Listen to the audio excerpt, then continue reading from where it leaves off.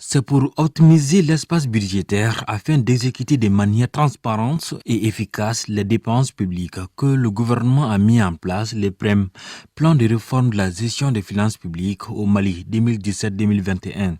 La CARFIB, cellule d'appui à la réforme des finances publiques qui est en charge d'exécuter le PREM, explique les objectifs du plan à la jeune Chambre internationale et aux hommes des médias. De son élaboration en 2006 à nos jours, le PREM a contribué à l'augmentation de la finance publique de l'État. Nous étions à un niveau de ressources budgétaires d'à peu près 470 milliards de francs CFA par rapport au budget de l'État.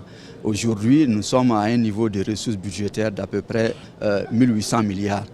Ce qui fait un accroissement global d'à peu près 270%. Quand nous regardons le secteur agricole aujourd'hui qui contribue plus à la croissance économique du pays, mais en termes de contribution à la fiscalité, c'est pratiquement zéro.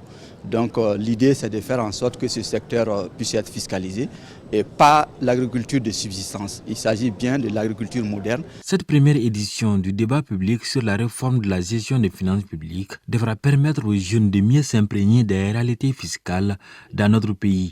Ce débat nous a permis réellement, en tant que jeunes citoyens actifs, de comprendre réellement aujourd'hui les enjeux de la fiscalité.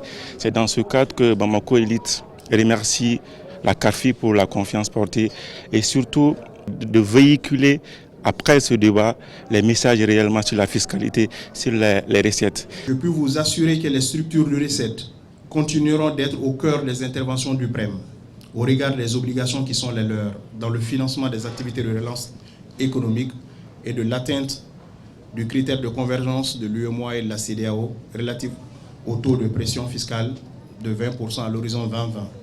À l'issue de la rencontre, des attestations de reconnaissance ont été remises aux partenaires de la cellule d'appui à la réforme des finances publiques.